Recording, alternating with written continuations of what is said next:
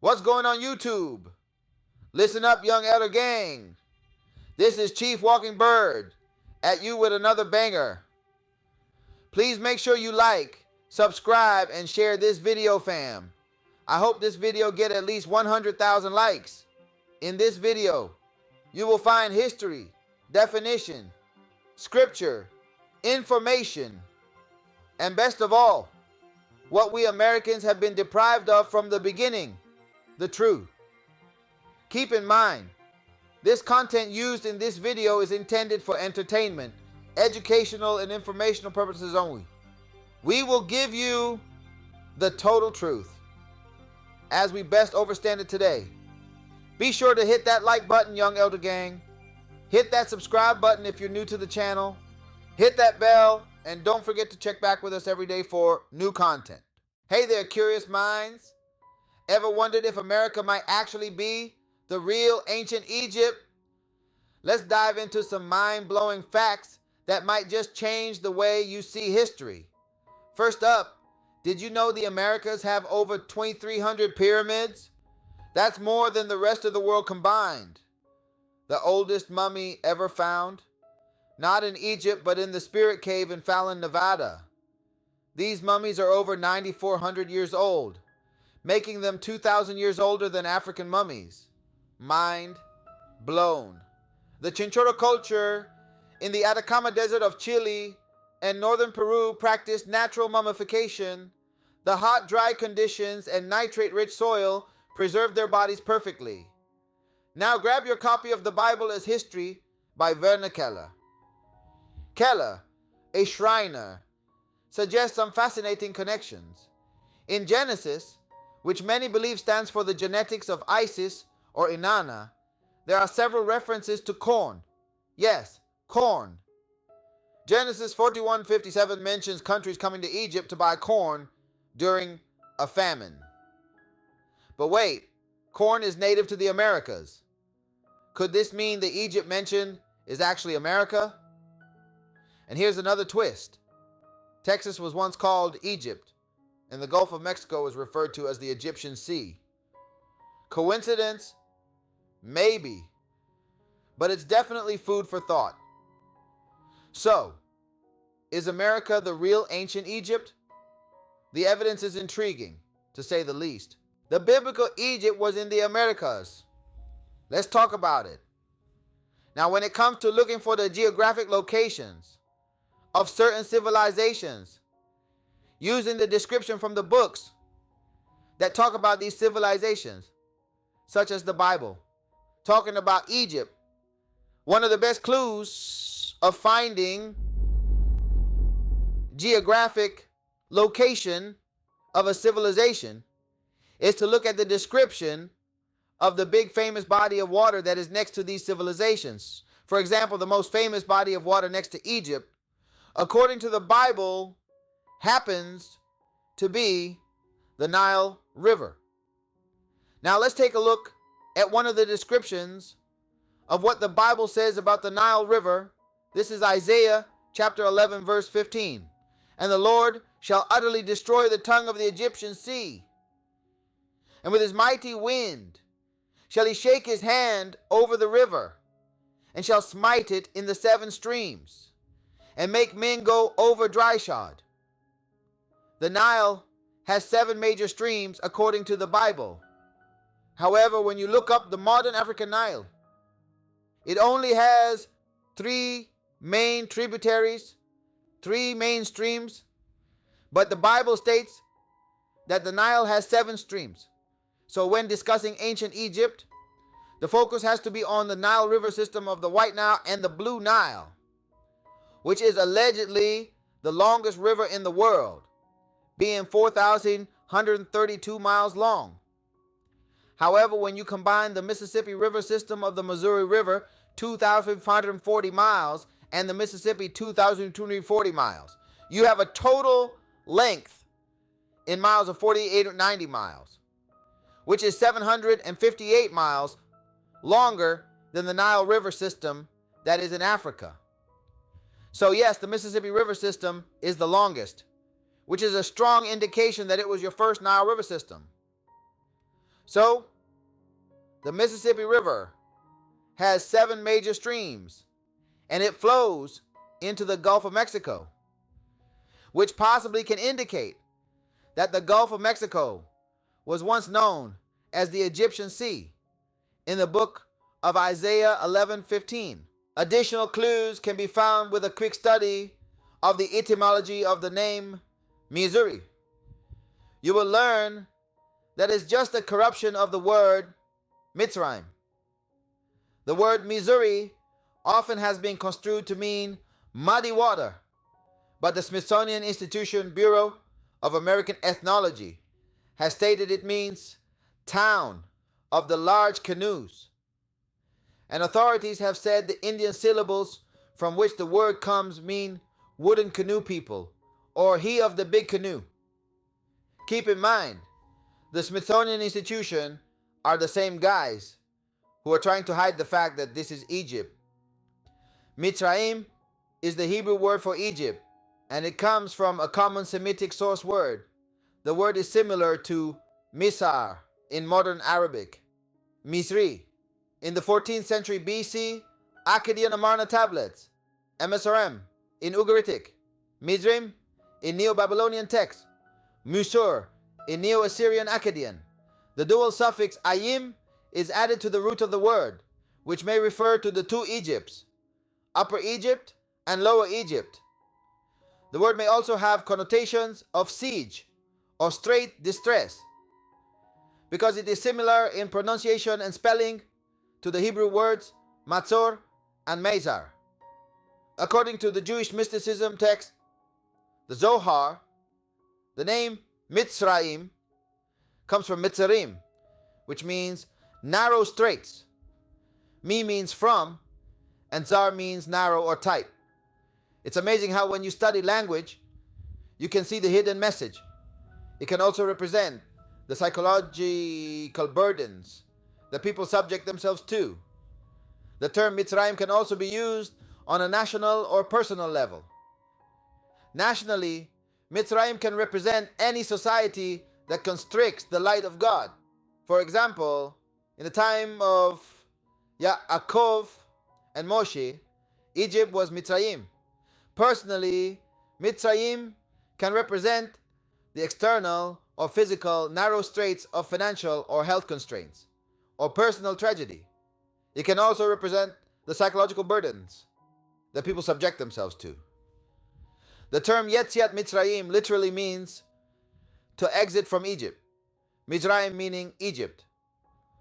Also, Egypt can translate into bondage in biblical terms. Also, might I add, we didn't call ourselves Egyptians. Egyptian was a term used to make fun of the Greeks, who got a burnt face when they came into our land. For we are the people of the sun. It can refer to leaving a place or situation as well. Who is Mitzraim? Mitzraim, according to the Bible, was the son of Ham. He was the younger brother of Cush and the elder brother of Phut and Canaan. The Phoenicians, those families together made up the Hamite branch of Noah's descendants. So Mitzraim is the Hebrew word for Egypt. So, as I've stated, the modern African Nile only has 3 main tributaries, 3 main streams coming from the Nile, but the Bible states that there are 7 streams. The Mississippi has 7 major streams. It is one of the longest rivers in the world, and it flows into the Mexican Gulf, or what is possibly the tongue of the Egyptian Sea. Mizraim is the Hebrew and Aramaic name for the land of Egypt. Mizraim is the dual form of much meaning a mound or fortress. Also, a tumulus, plum tumuli, is a mound of earth and stones raised over a grave or graves. Tumuli are also known as barrows, burial mounds, or in Siberia and Central Asia, kurgans, and may be found throughout much of the world. A mound is a small hill or heap of dirt or stones, as one made to mark a grave. Also, might I add that the word tumuli sounds close to Talmud. The Hebrew term Talmud, meaning study or learning, commonly refers to a compilation of ancient teachings regarded as sacred and normative by Jews from the time it was compiled until modern times, and still so regarded by traditional religious Jews. Mitzraim is the name of a people descended from Ham. It was the name generally given by the Hebrews to the land of Egypt and its people. The Mitzraim were the mound builders. The mound builders are the OUACHITA Moors, who are indigenous to America. You see where we're going with this? You have mounds found all over the Americas, but especially all up and down the Mississippi River. In fact, you have so many mounds built along the Mississippi River. The academics have named the people that built them the Mississippi Mound Builders. This is a significant fact because mounds are associated with Mitzraim, which is Egypt. You have virtually no mounds in Africa. Therefore, the sheer number of mounds in the Americas and pyramids in the Americas is a strong indication that America is Mitzraim. So, yes, it's a fact that the Americas have more mounds and pyramids than all of Africa combined. Now, there are more clues to suggest that the heart of ancient Egypt was in the Americas, such as the biblical reference to ancient Egyptian corn, which we talk about in the beginning, which could possibly be referring to corn mostly from Egypt, which was Mexico, Texas, and Louisiana on the old ancient maps. And since corn is only indigenous to the Americas. Today, Texas is still a large producer of corn, for example. In Genesis 42, 1-3, it says this: Now, when Jacob saw that there was corn in Egypt, Jacob said unto his sons, Why do you look one upon another? And he said, Behold, I have heard that there is corn in Egypt. Get you down thither and buy for us from then, that we may live and not die. And Joseph's 10 brethren went down to buy corn in Egypt. Corn, also known as maize, originated from a wild grass called teosinte that was domesticated by Native Americans in what is now Mexico over 9,000 years ago. Indigenous people in southwestern Mexico and Texas began cultivating teosinte, which had small kernels that were not close together like modern corn. Over thousands of years, farmers selectively bred teosinte to change its appearance, yield, grain quality, and hardiness. Around 4,000 years after domestication, maize hybridized with a second teosinte from the highlands of central Mexico. This hybridization is thought to have made maize a more popular crop and food staple. Now listen at this part. They say, Christopher Columbus brought corn seeds back to Europe and northern Africa after returning from the Americas in 1492. Maize spread quickly across the globe due to its ability to grow in diverse climates. So, if corn didn't make it over there until 1492, how are they making references to corn back then in the Bible, in the BC? Unless they're going to tell you the truth that America is Egypt. Keep in mind, it's hard to believe Christopher did anything himself without the help of the Moors. I mean, there's pictures of this guy shooting the hidden hand, letting you know it's something sneaky about what took place in 1492. Another clue that the America is ancient Egypt is that the Egyptian god Anubis. Anubis is an Egyptian god of the afterlife and mummification, and is often depicted as a jackal or dog with the head of a jackal. Now, this is where they tried to twist us up.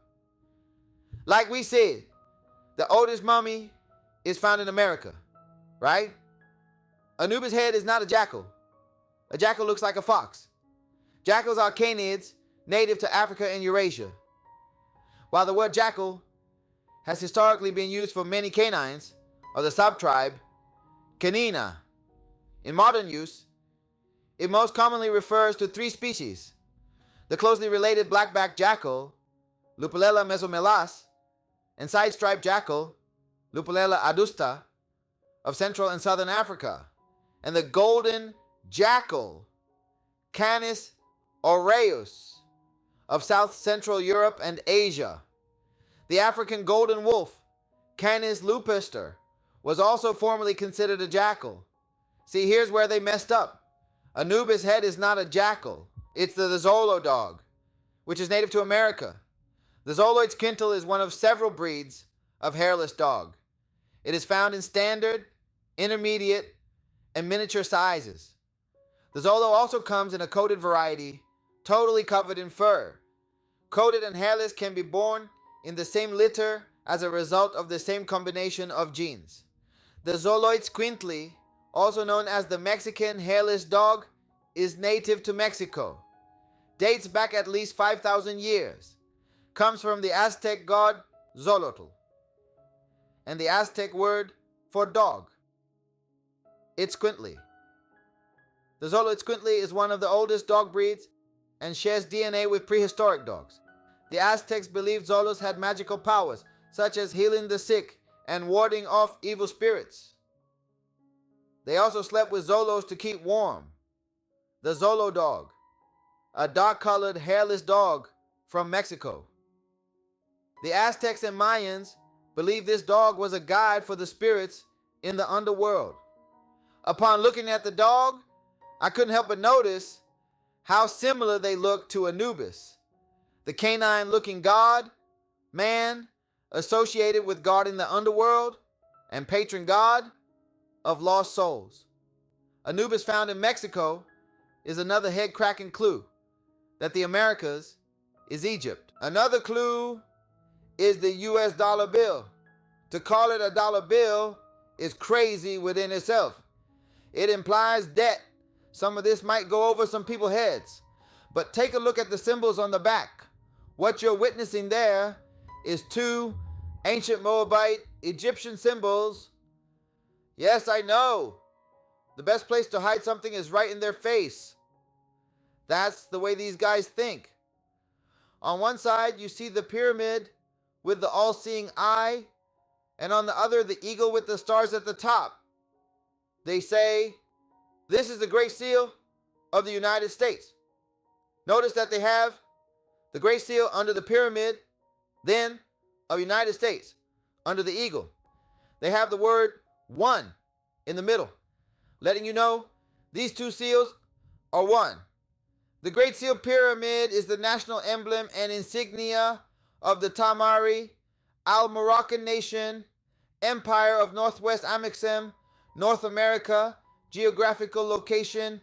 This is the Great Seal of the OUACHITA Nation of Moors, who are the real mound builders.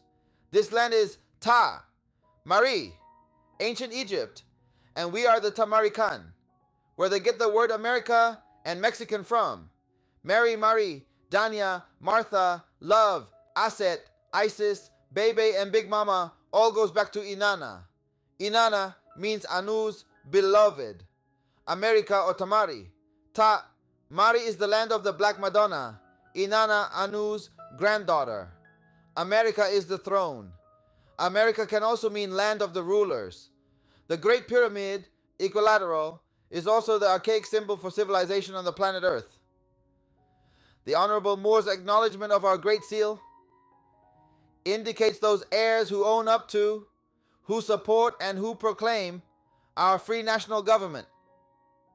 Moors who are active and not passive in the social, civilization, culture, and custom matters involving law, order, and governmental principles are hereby entreated to support this affirmation.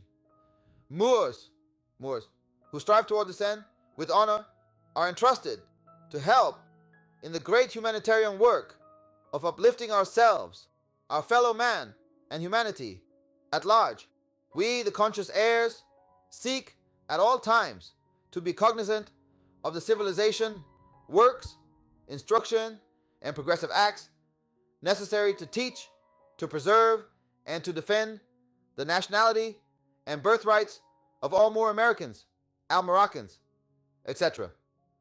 Ask yourself this question: why no president ever speaks under the Great Seal?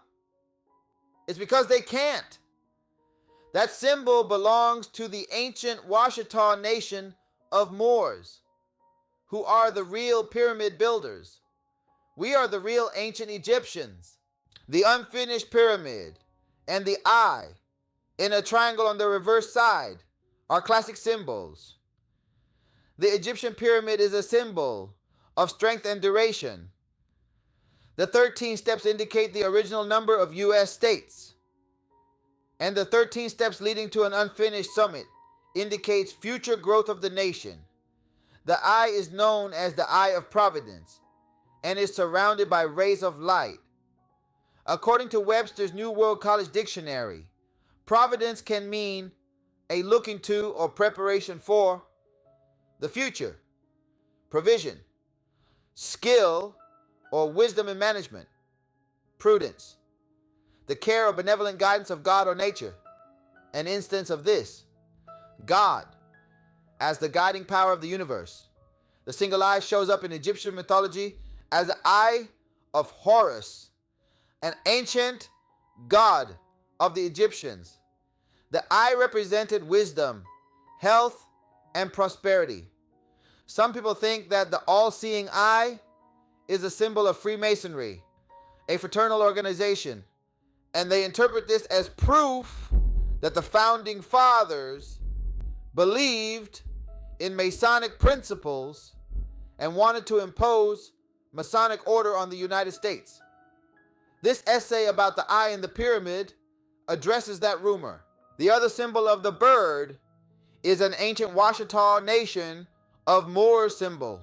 A brief history lesson for you. Notice the Egyptian sun disk over each bird's head. This is a nimbus or halo. Some folks wear it directly on the head. Notice the Star of David over the eagle's head, because we all know that USA is a Jewish country, right? Wrong. It is the Star of Chiun Kiyun, Amos 5:26, aka the Star of Remphan, Acts 7:43. Notice the crucifix in the photo on the left. This was a depiction from ancient Egypt, centuries before the birth of our Messiah. You see, the crucifix is the abbreviated symbol of the sun. Our Messiah was executed on a stauros, tree, stake, upright pole. He was hung on a tree. Gal 3:13.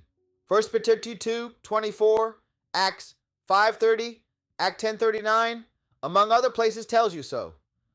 The cross is symbolic of sun god worship. Most translations stem from Jerome's Latin Vulgate that was penned for the Universal Roman Catholic Church.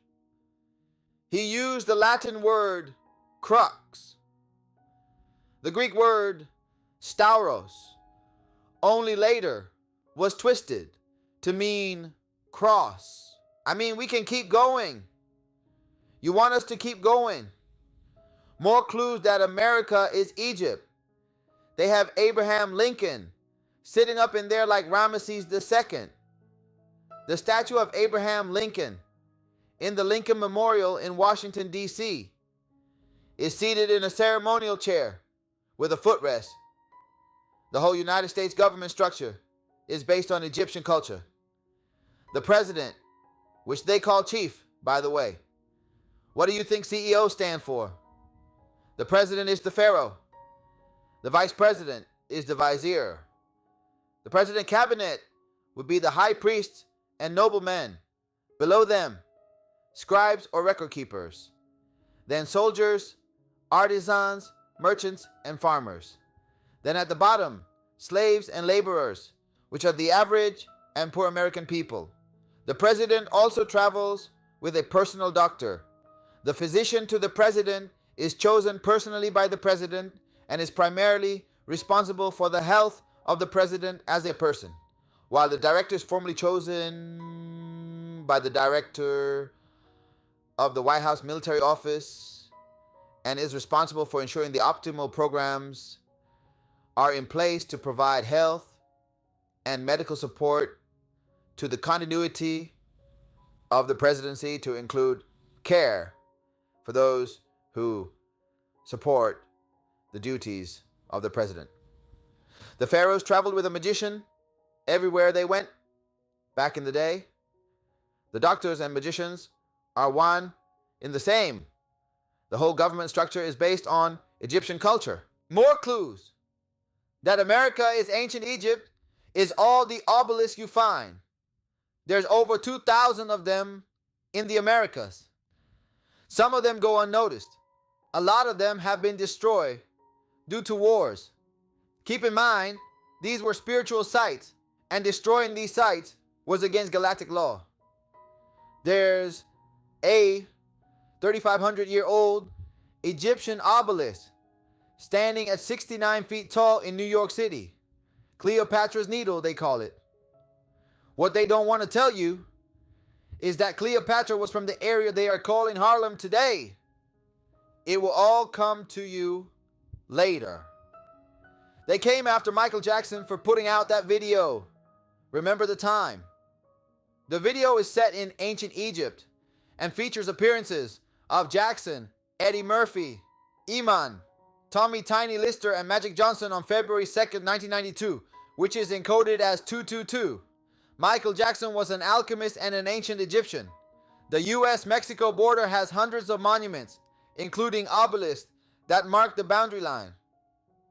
At these so-called high-powered killer clowns' gravesites, they always go out like an Egyptian. They have pyramids and obelisks all around their gravesites.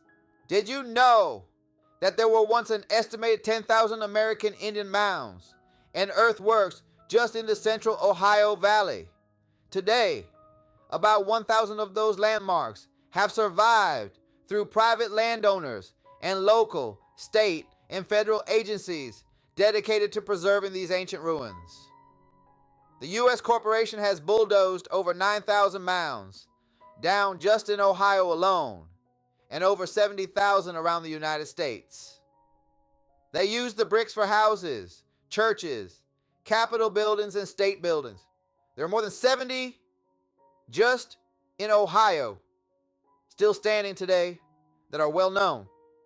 A lot of your cities, like downtown Miami, Chicago, New Orleans, Houston, Dallas, Monroe, Louisiana, Mobile, Alabama, Jackson, Mississippi, Atlanta, and etc. These places, downtown, were already built up for thousands of years. They had huge mounds downtown, but after excavations, dynamite, and leveling off ancient sites, covering up mounds and pyramids with truckloads of dirt, stealing ancient artifacts, saying that they came from someplace else. They have found pharaoh tombs in Chile and Nevada. They know about the Grand Canyon, all the temples they found down there with Egyptian writing. Not to mention Inanna Temple is found in Arizona. Go look it up. Isis Temple is a prominence in the Grand Canyon, Arizona, southwestern United States. It is located below the North Rim and adjacent to the Granite Gorge along the Colorado River. There are many other Egyptian god and goddess temples right in Arizona. In 1909, the Arizona Gazette published an article saying that Smithsonian archaeologists discovered Egyptian temples and artifacts and hidden tunnels in the Grand Canyon. The articles say that the expedition was led by Professor S.A. Jordan and archaeologist G.E. Kincaid. Some of these artifacts date back to 4000 BC. Some of the temples could date back as far as 40,000 years ago. One of the temple layouts is the same as Solomon's temple. They also found pyramids and obelisks, but the Smithsonian gatekeepers sealed all this information up. These guys spend billions of dollars to keep all this a secret. Alexander the Greek is significant in history since he helped to shape the future of the Silk Road, and he was so-called king of Egypt, Persia, and etc. Now keep in mind, all this is told from a Moorish perspective. Alexander the Greek is from America, since Afghanistan, Tamari, Old Egypt, and the Silk Road is in the Americas. Alexander's the Greek tomb was found in Marion County, Illinois. This cave is the famous Burroughs Cave that was written off as a hoax since Egyptian, Sumerian, and Assyrian artifacts were found in this cave that would have rewritten history. Most Moors hate Alexander the Greek, since he is recorded in history, his story, as being a conqueror of Egypt. And since he was used by Western academia as a tool for white supremacy, since they whitewashed his image and made him appear like a great white Greek conqueror of a blackamoor civilization known as Egypt. Yes, Alexander the Greek was a swarthy Saracen Moor from the house of Andrew, and his real name was Megas Alexandros. Alexander the Greek was a Moor, high priest of Anu, son of Enlil, and his nickname was Iskander Bey, according to Barletti's biography of George Castriot, or Skanderbeg, a nickname derived from Alexander the Greek. Iskander Bey was first printed in Latin in Rome in around 1510 and quickly translated into other European languages. Knowledge of self.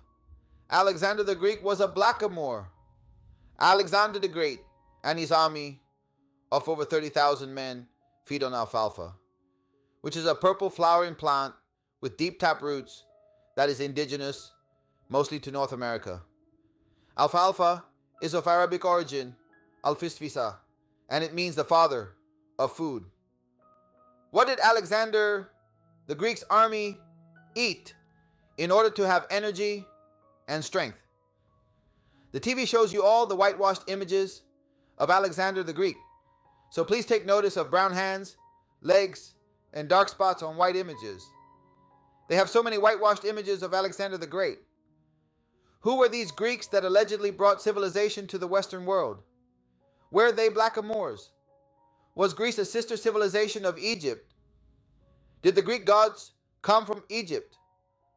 Hermes, aka Thoth, the ram bearer, is the origin of all Western thought Thoth, and he is depicted as a blackamoor.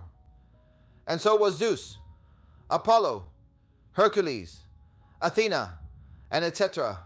Alexander the Greek liberated ancient Egypt from the Persians and created monsters. Was Alexander really a conqueror of Egypt or a liberator of Egypt?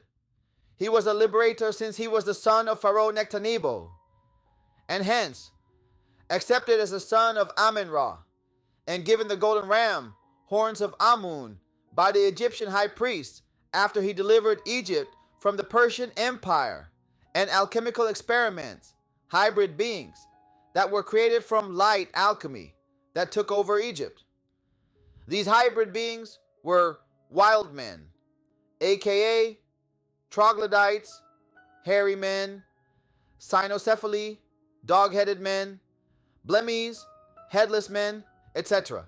These hybrid beings are native to Africa because they were created in Africa and Egypt as alchemical experiments of light and can be found on plenty of old maps. So yes, these hybrids beings were very real. Therefore, Alexander the Greek didn't conquer Egypt. He conquered evil hybrid experiments and Persians, which Egypt was a part of the Persian global empire at the time. The Egyptians welcomed Alexander the Great in because he had saved them from the Persian Empire, which had invaded Egypt. In 525 BC, the Persian Empire, led by King Cambyses II, invaded Egypt. They defeated the Egyptian army at the Battle of Pelusium. This image is entitled, Alexander the Great Encounters Wildman. Yes, Alexander the Great was a Moor. His real name was Megas Alexandros, and he was from the house of man. Even the house of Andrews, aka the house of man, were Moors. Meet Lady Andros. Was this wild man real? Yes, the wood nose, aka wild man, was very real. Google wild man versus Moors tapestry for more evidence on this. Homo sapiens was not the only species of human named and recognized by Linnaeus when publishing Systema Naturae, his revolutionary binomial system of zoological classification in 1735. Among several others was Homo ferus the wild man, which according to Linnaeus was covered in hair, moved on all fours, was mute, and lived apart from H. sapiens in forests, hills, and mountains. Today, none of Linnaeus's other species of human is recognized by mainstream science. Here is an ancient map of the Mappa Mundi, and this map shows some of the hybrid experiments that the high priest of Anu created to not only serve us, but to also go to war against each other. You will see Jerusalem, Rome, Greece, Tower of Babel, Garden of Eden, and the camp of Alexander the Great. You will also see the land that we gave to monsters like troglodytes, Wildman, cynocephali, and blemmies. We named the land that we gave them after them. It was the renegade priest Osarseph that created the Tamahu, created white person, 6,000 years ago in Egypt. Jacob, the big-headed scientist of the Nation of Islam, is a metaphor. You see places like troglodytes, blemmies, cynocephali, werewolves, and cyanopods. We created all of these monsters using light alchemy. The Egyptians created rats, dogs, pigs, and several plants and other animals through gene splicing. The Egyptians were masters of alchemy, and they used their pyramids as electromagnetic generators to create life through light, sound. The word pyramid means fire in the middle. Over 70 million animal mummies were found in 30 sites across Egypt. Why so many animal mummies? Well, the only logical explanation is that the Egyptians were into creating beings from light alchemy in order to create a better version of themselves and other beings. The result was the Magna Opus, aka the Great Work, which is to create a perfect life form to serve a purpose on earth for the benefit of life in general. However, this practice became corrupted and got out of control. You know how long and how hard it was for the Egyptians to take a base metal product, the serpent, to create the golden cat. It probably took years to perfect the cat, considering how elegant and how graceful the cat is. Therefore, to prevent the loss of DNA from the animal that took so long to create, the high priest would mummify the remains of that animal so that it can be resurrected, cloned in the future. This was the priest's way of saving their great work. The cat has slanted and dilated eyes just like a serpent does, and it hisses like a serpent does. Plus it has a tail just like a serpent, so you can see that the cat was molded from the serpent. Also check out Catherine Akulonu's CSPAN discussion about her new book, They Live Before Adam. She states that her and her research team translated cuneiform hieroglyphic typewriter from the Ensude pyramids in Abaha, northern Igbo land, that gives details about an ancient civilization empire that experimented in creating hybrid beings. Our greatest problem is that we created another mankind to serve us, the Egyptians. This is coming from the book Hermetica by Walter Scott. Alexander the Greek went from Tamari, Old Egypt, America, aka Greater Egypt or Ethiopia Superior, in the Americas, to Egypt, Alkemet in Africa, to free that Egyptian over there from the hybrid beings that took over Alkemet, and was rewarded as the son of Enlil for doing so.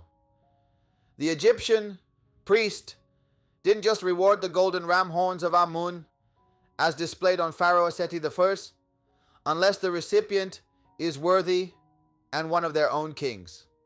Yes, ancient Greece and Rome was first in the Americas before we built their duplicates in Europe that eventually got corrupted.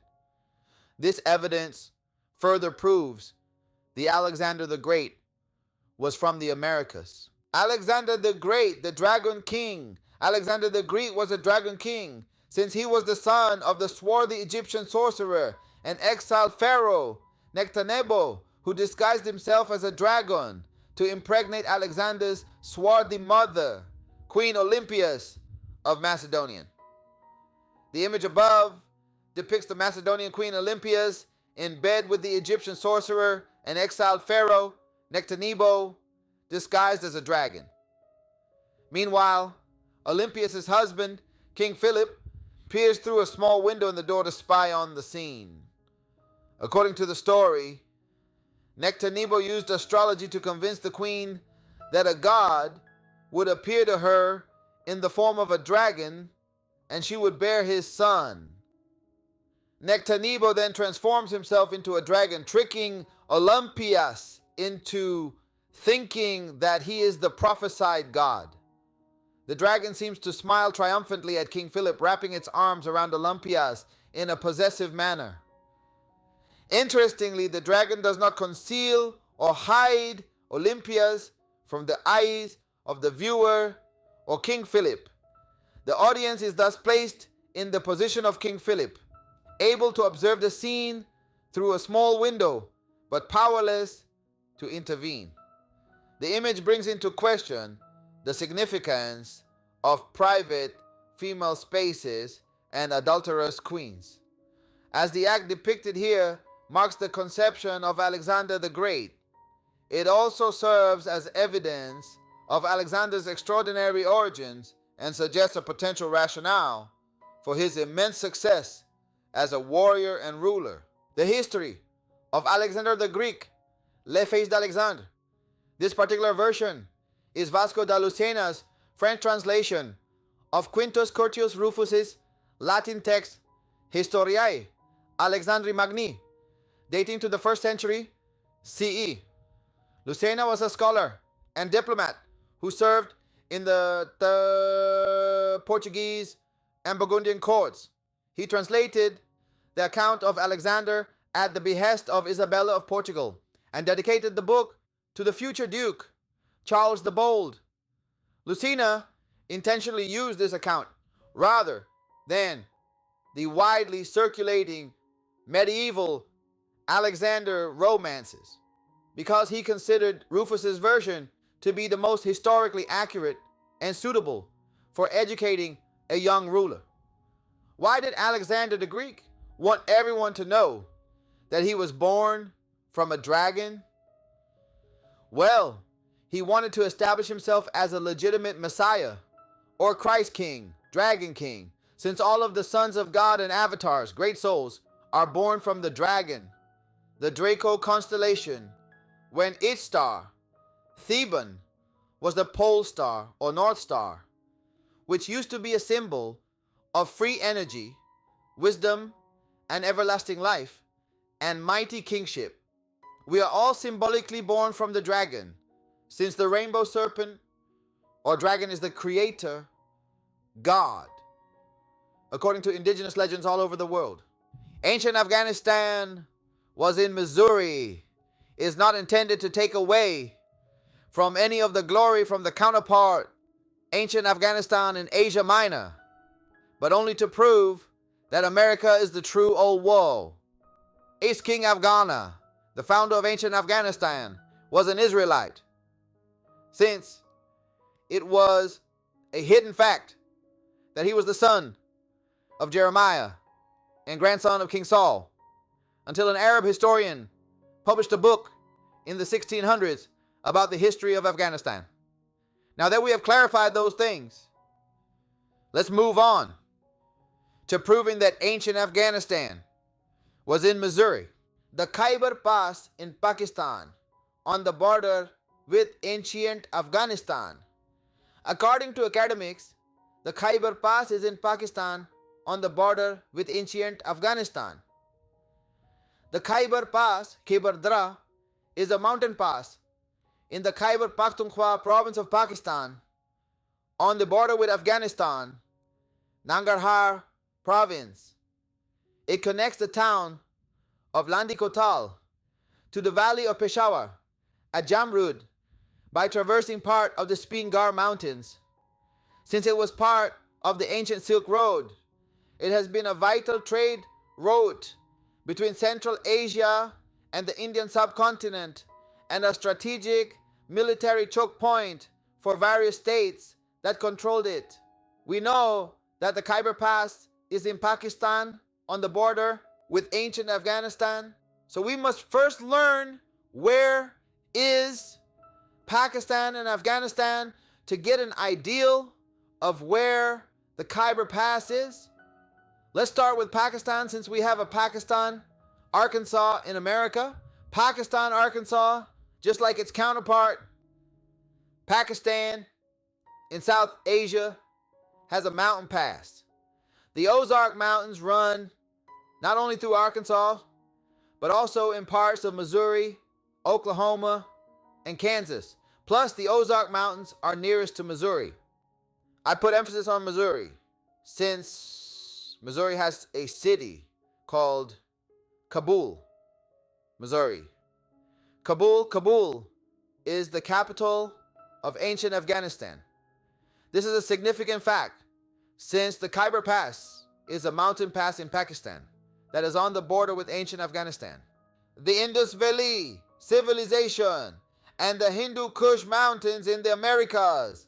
The Hindu Kush Mountains is an 800-kilometer long, 500-meter mountain range in Central and South Asia to the west of the Himalayas.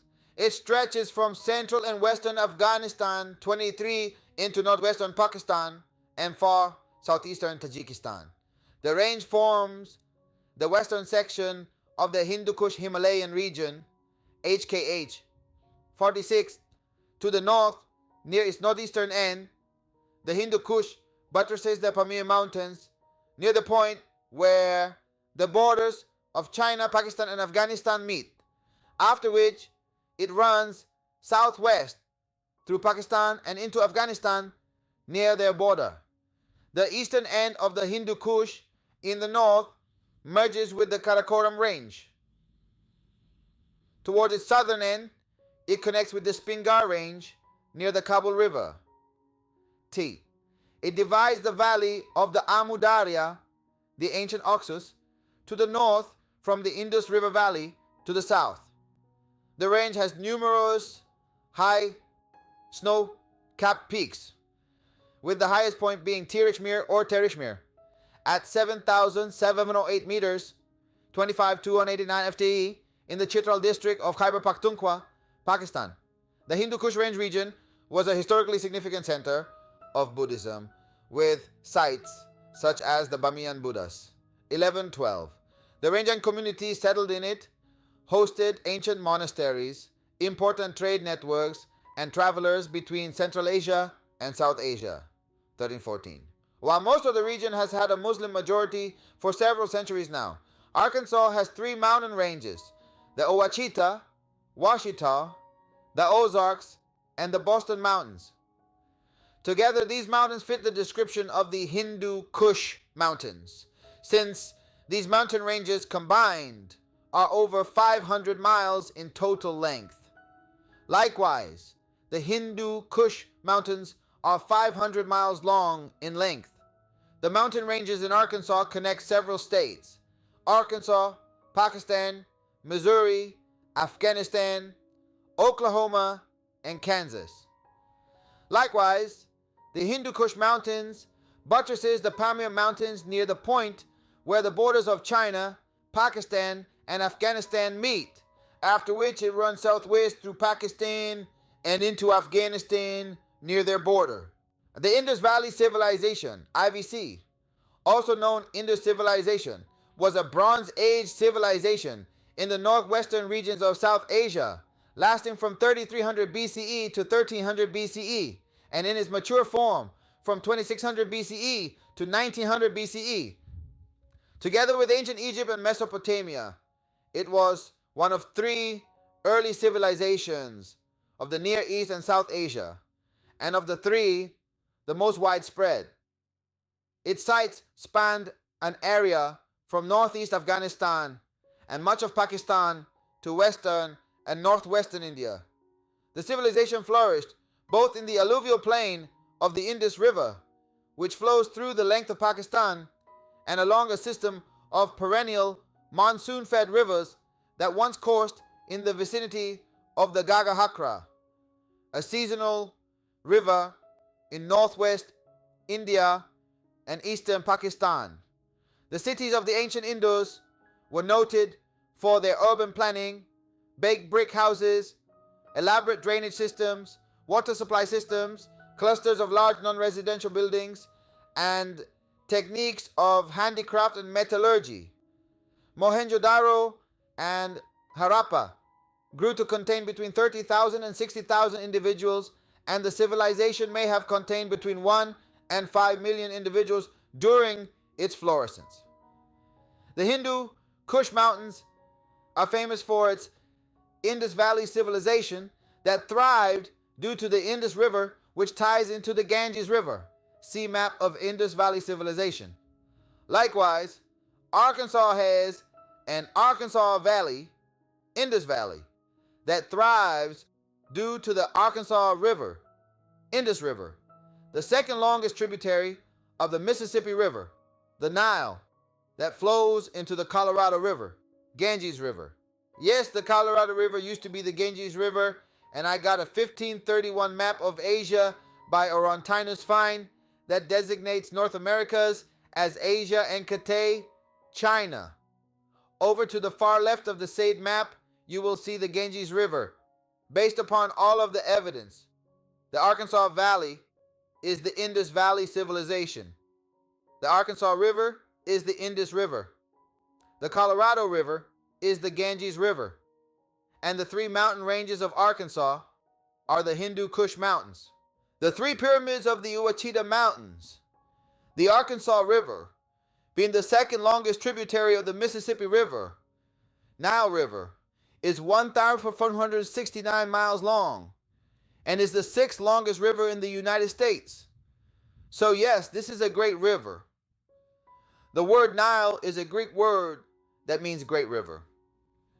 The Arkansas River, the Indus and Nile River, runs through the OUACHITA Mountains and the Arkansas Valley, and it is a river source of life, water, for both areas.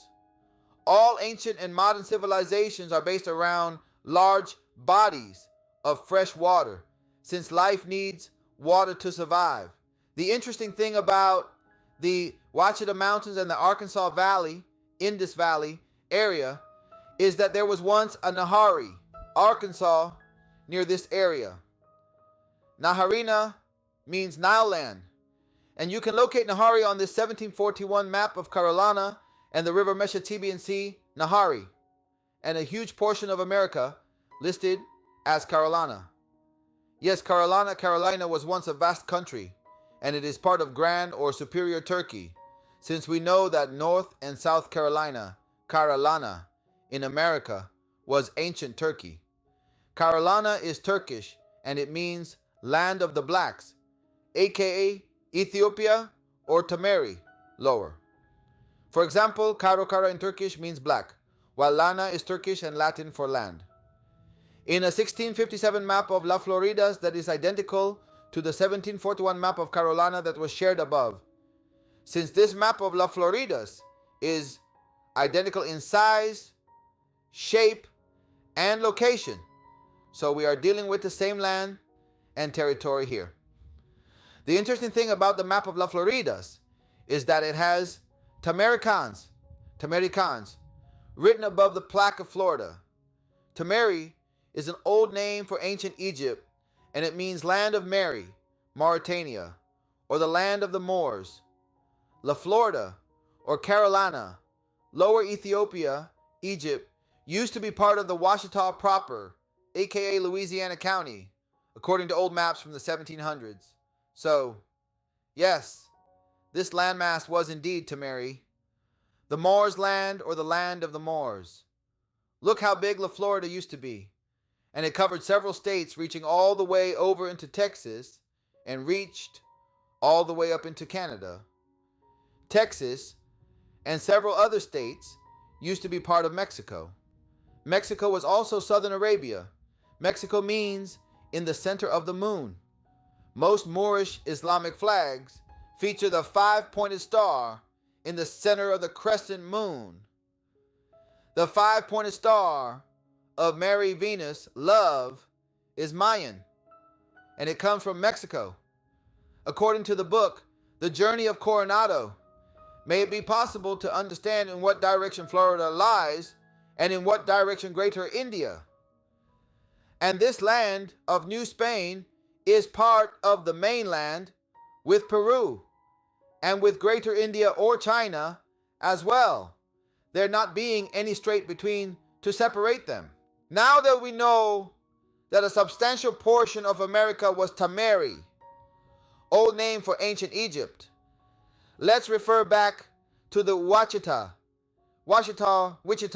Mountains, since there is an OUACHITA National Forest, Hot Springs National Park, and a Hot Springs, Arkansas, a city in the Ouachita Mountains.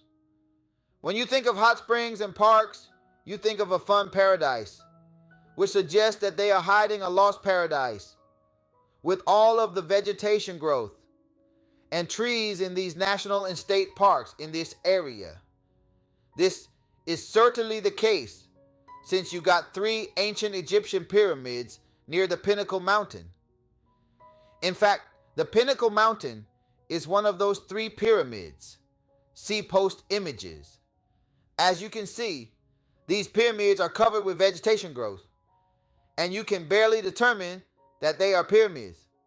However, their location near Nahari, Nile land, along the Arkansas River, the Nile, and the triangular shape of these 3 mountains, pyramids, and their alignment with the Orion constellation is overwhelming evidence suggesting that these 3 mountains are ancient Egyptian pyramids.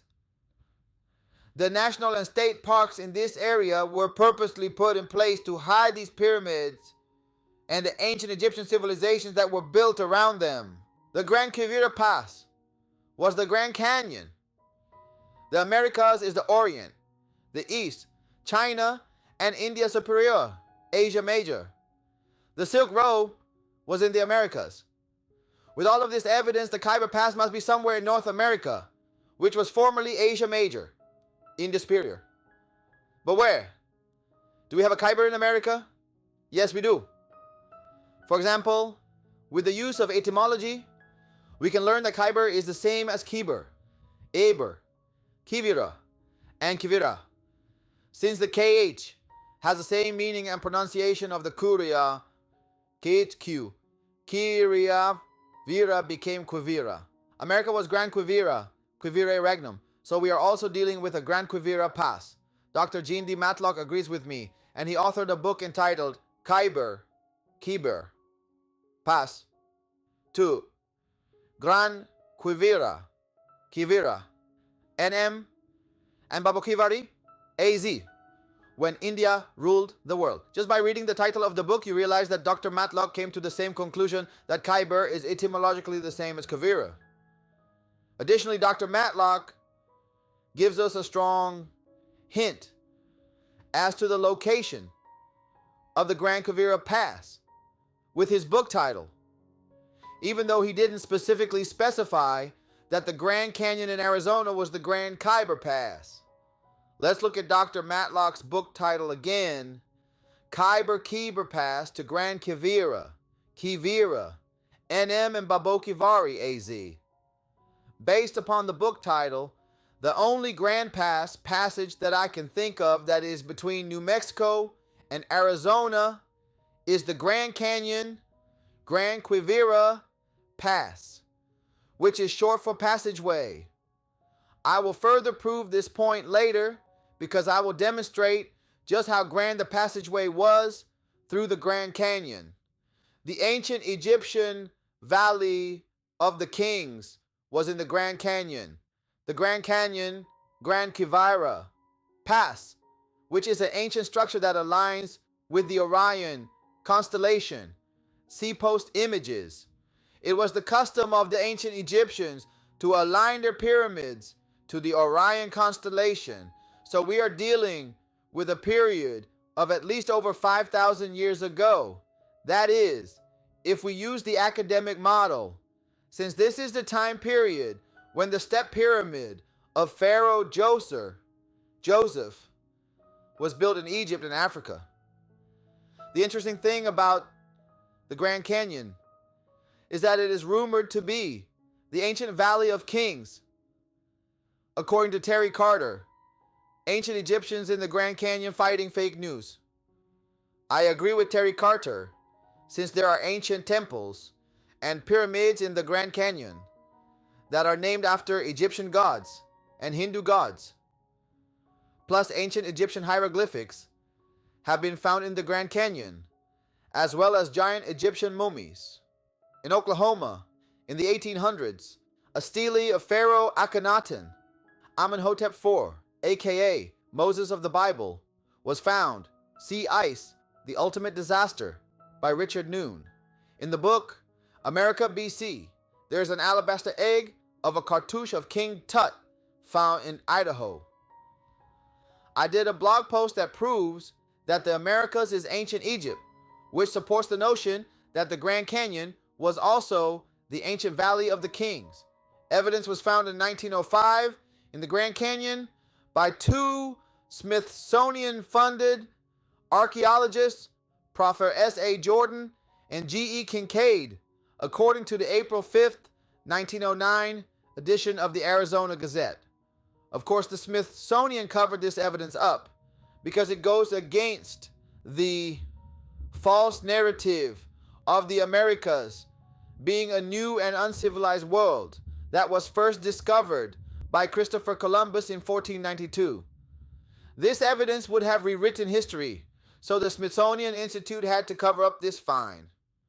Additionally, the Grand Canyon, Grand QUIVIRA Pass, has two giant pharaoh heads on its Grand Passage. One of the heads looks male, while the other looks female, and an Egyptian sphinx. See post images. The Grand Canyon Passageway Pass was a city of gold and a major trading hub that was part of the ancient Silk Road. The interesting thing about QUIVIRA is that it is one of those mythical 7 golden cities. It is in the mythical that we have the truth. Greek proverb. My advice, friends, is to look for the truth in every myth, because our history was so great that it was too much to hide. Therefore, all of our great history that they couldn't hide from us, they just told us that it was mythical so that we would not attach ourselves to the greatness. 1660 map of America. California was an island. Cibola, Grenada, Anian, and QUIVIRA. QUIVIRA regnum, Camales versus Boream, Novae Guineae, Forma and Sidus, from the Atlas, Speculum Orbis Terrae, Antwerpia, 1593-1613, P12, maps of part of North America, QUIVIRA, and New Guinea from the World Atlas, Gerard de Jode, Mirror of the World, Antwerp, 1593-1613, P12. The map of QUIVIRA contains a text in which residents of the area are compared with the Tartars, a reference to the theory that North America was part of Asia. 1650. Barry Lawrence Ruderman Map of America from the Stanford Library, Cibola, Granada, and QUIVIRA. Based upon the maps, we know for sure that Grand QUIVIRA was in America. How does the Grand Canyon fit the description of being a golden city? Well, according to an article from the New York Times, June 19th, 1912, billions of dollars worth of gold was found in the banks for the Colorado Canyon. See NY Times newspaper article. The Colorado Canyon is also the Grand Canyon River Basin, or the banks along the canyon, since the Colorado River, Gans River, flows through the Grand Canyon Passageway, or pass. How do you explain this much gold found in the river banks along the Grand Canyon? This evidence suggests that the Grand Canyon was once plated in gold, a golden city. Hence the name Grand QUIVIRA Pass, because this was one grand passageway during the old world. What happened to the gold and the building structures along the Grand Canyon? Well, there was an ancient nuclear war or there was a major heat event that melted the gold off the structures and melted those buildings along the canyon. This explains why a lot of the mountains and rock structures in the Grand Canyon are in ruins and look like buildings that melted. I am not alone in my theory as to what happened to the Grand QUIVIRA Pass, because there are Facebook groups you can join about melted buildings and its YouTube channels that give out a ton of information on this melted building theory. One of those channels is called When the Buildings Cried 4.0. Based upon the above evidence, the Grand Canyon was not only the Valley of the Kings, but also the Grand QUIVIRA Pass that was a major trade route along the ancient Silk Road that connected India Superior, America, with Central Asia, Central America.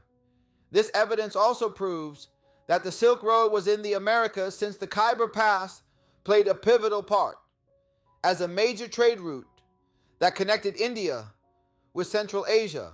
KABOOL, MISSIOURI was the capital of ancient Afghanistan. KABOOL, Missouri, located in Texas County, Missouri, was allegedly named after Kabul, Afghanistan, because this area of southern Texas County looked like the region of Kabul, Afghanistan. I believe, and according to old legend, that this area was named after an Indian chief sheikh named Kabul. Read the section entitled Etymology. Kabul, etymologically, is the same as Kabul, since the vowels are interchangeable with most ancient languages. Even when you study the etymology of the Kabul in Afghanistan, you will learn that Kabul and Kabul are etymologically one and the same word.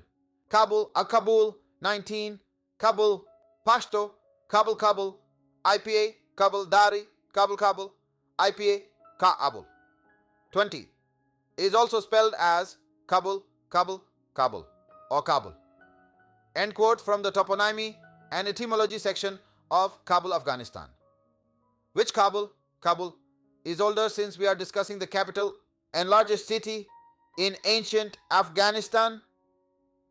Well, Kabul, Missouri is located in the Orient, the East, and the true old world, the Americas. So it is the oldest in my book, which means that Kabul, Afghanistan was patterned after the American Kabul, Missouri. Plus, this also means that Kabul, Missouri is the ancient Afghanistan, since it is the oldest, is the capital of ancient Afghanistan. Kabul in the Bible. Kabul is the biblical Kabul mentioned by Joshua. Fragments of pottery from the Persian period have been found in Kabul, as well as excavated burial chambers used from the 1st to the 4th centuries. In Roman times, Josephus called the town Chabolo and camped there. There is an Afghan market in St. Louis, Missouri. In this post is an image of the Afghan market in St. Louis, Missouri, that consists of Samim Afghan Restaurant and Catering, Afghan Chopin Kebab STL, and the Kabul Express STL. Afghans live in Afghanistan. Therefore, Afghan is short for Afghanistan, which is their nationality, because people name themselves after land masses or the territory that they live in. To have an Afghan market in Missouri is alluding to the fact that Missouri was once ancient Afghanistan. The proof is in the culture. Ancient Afghanistan has a long history of domination by foreign conquerors and strife among internally warring factions. At the gateway between Asia and Europe, this land was conquered by Darius III of Phoebe of Babylonia, circa 500 BC, and Alexander the Great of Macedonia in 329 BC, among others. Ancient Afghanistan was settled at least 50,000 years ago. Early cities such as Mundigak and Balkh sprang up around 5,000 years ago. They were affiliated with the Aryan culture of India. Around 700 BCE, the Median Empire expanded its rule to Afghanistan. The Medes were an Iranian people, rivals of the Persians.